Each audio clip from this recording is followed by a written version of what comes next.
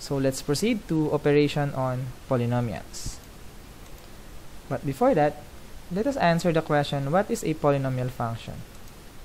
So a polynomial function is defined as an algebraic equation of the form p of x is equals to a sub n times x raised to n plus a sub n minus 1 times x raised to n minus 1 plus a sub n minus 2 times x raised to n minus 2 plus a sub n minus 3 times x raised to n minus 3 plus all the way up to a sub 0, wherein x is a real number, a sub n up to a sub 0 are constants, and a sub n is not equal to 0, and n minus 1, n minus 2, n minus 3, and so on and so forth are non-negative integers.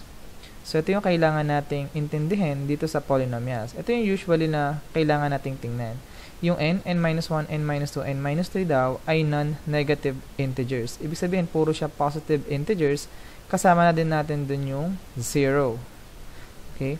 So, bale, titingnan lang natin yung exponent ng variable x. Kasi yun yung n minus 1, n minus 2, n minus 3. Ito yun, n minus 1, n minus 2, n minus, and so on and so forth.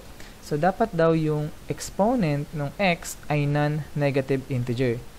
So, once na yun ay nagkaroon ng fraction, decimal, hindi na siya polynomial. So, let's have some examples of polynomial and some examples of a not a polynomial function. So, we have p of x equals to 5x squared plus 4x minus 4. This is a polynomial function. Reason, 5, 4, saka negative 4, those are constants. While yung exponent ng x2, ito ay mayroong imaginary 1, and yung 2 and 1 is a positive integer, so meaning it is a polynomial function. Next is O of x. By the way, binabasa siya as O of x, ito ay P of x. O of x equals to 9 minus 4x squared minus 8x raised to 6. Now, looking at the exponent of x, wala naman tayong nakikitang negative, wala rin tayong nakikitang fraction, wala rin decimal, so meaning, yung O of x is a polynomial. But, kung mapapansin, yung exponent natin ay hindi siya decreasing in order. So, we can rewrite this sa kanyang standard form. Yung standard form kasi natin ay yung exponent ng variable x ay decreasing. So, pababa dapat. But, pwede rin naman to. Yun nga lang, mas standard kasi kung pababa yung exponent. Okay? So, dun tayo sa 6, followed by 2, followed by a constant na walang variable x. Okay? So, bali, ito ay pababa. So, dapat pababa. Kung medyo rumble yung mga exponents, so ayusin natin ang pababa. Another g of x is equals to x. So, ito ay polynomial. I of x is equals to negative 4, constant. Polynomial pa rin naman siya. So, ito yung mga example ng not polynomial na ang titingnan natin ay yung exponent ng x. So, una, 1 over x. So, c of x is equals to 1 over x. Sir, what yung exponent ng x is just 1. Okay? So, bakit hindi siya naging polynomial? Because 1 over x can be written as x raised to negative 1. Okay? And meron siyang negative 1 sa kanyang exponent. Therefore, this is not a polynomial. So, yun natatandaan natin. Kapag yung variable x ay nasa denominator, automatic na, hindi na siya agad polynomial. Another example, u of x equals to negative 5x raised to 2.7856 plus 1. So, looking at the exponent ng variable x, ito ay decimal. So, meaning, agad-agad hindi na siya polynomial. And the third one, p of x equals to square root of x. So, yung x, ang exponent niyan is imaginary 1. Di ba positive integer yon? But hindi siya naging polynomial. Square root of x can be written as x raised to 1/2. So, nung kayo ay nasa grade 9, rational exponent, so, ang square root of x equals to x raised to 1/2. So, yung exponent niyan is 1/2. So, meaning, fraction. So, therefore, kapag may square root, automatic na hindi siya polynomial. Okay? Let's move on. Operation on polynomials. So, we have the addition. So, suppose P and G are polynomials. So, ibig sabihin, kung meron tayong isang polynomial plus another polynomial, ito yung kanyang magiging notation. So, ito yung notation lang naman to. So, f plus g of x is equivalent to f of x plus g of x. So, we also have subtraction. F minus g of x, ibig sabihin nito is you need to subtract f of x minus g of x. Next, we also have multiplication. F times g of x is also equivalent to whatever f of x times your g of x. Also, the division. F over g of x is equals to f of x over g of x. Binabasa siya as f of x, hindi yan fx, okay? So, hindi yan masasakyan. So, ito ay f of x. Ito ay function of x, okay? So, example tayo. So, given the polynomials, we have f of x. Ang tanong, sir, bakit gumagamit pa tayo ng iba-ibang letter? Iyon ay pangalan ng polynomial natin. So, for example, sa isang number ay masyadong tayong maraming polynomial. So, kung lahat yan ay f of x lahat, so pag sinabi kong nakalagay doon, add f of plus f of x, so alin doon yung hahanapin natin? Okay? So, magkakarambo-ramble sila. So, para lang magkaroon ng pangalan yung ating polynomial, gumagamit tayo ng iba-ibang klase ng letter. So, pwedeng f, pwedeng g, yung kanina nakakita kayo na p of x, merong o of x, and so on and so forth. So, huwag masyadong malilito sa ganun. Let's continue. G of x equals to x cubed minus 7x squared plus x plus 12. So, determine the following. F plus g of x and f minus g of x and g minus f of x. So, yung f minus g saka yung g minus f magkaiba yan. Okay? So, tingnan natin yung result sa mga susunod na slides. So, let's continue. So, solution for the first one. Here's again the given. So, we need to find f plus g of x. And we know, dun sa atin, ito ay notation, and we know the equivalent of this is equivalent to f of x plus your g of x.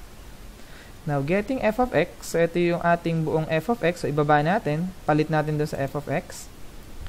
3x cubed plus 4x squared minus 5 plus x cubed minus 7x squared plus x plus 12.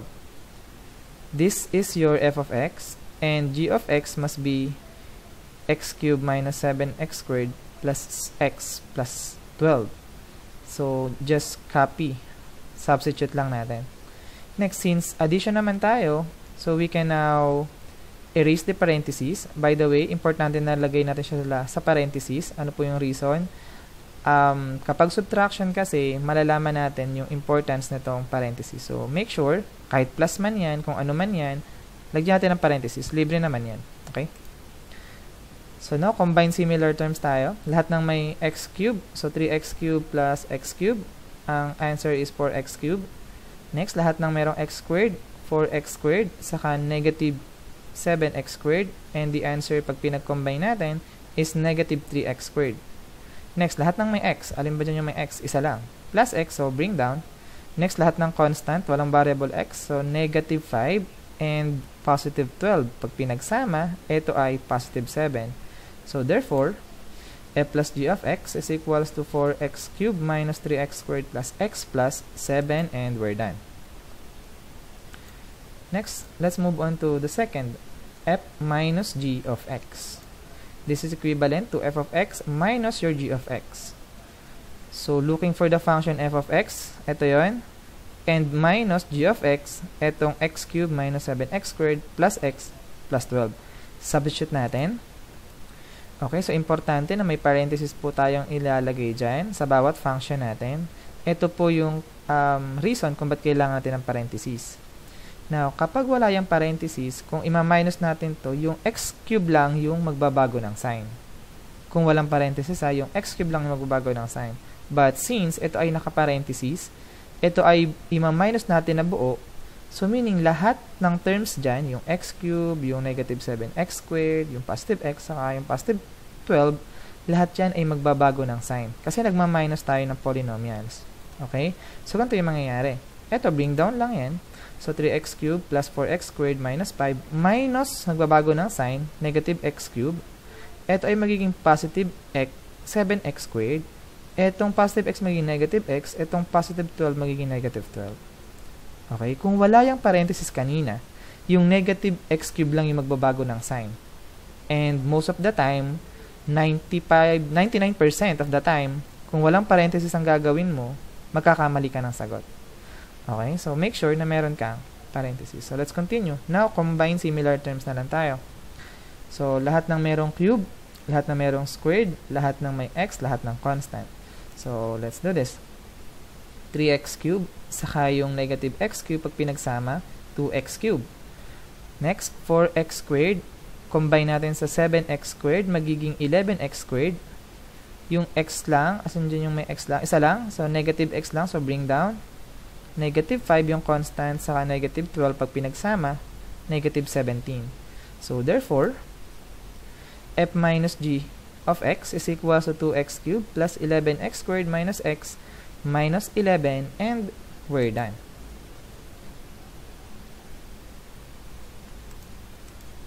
Number 3, g minus f of x. So, ano equivalent niyan?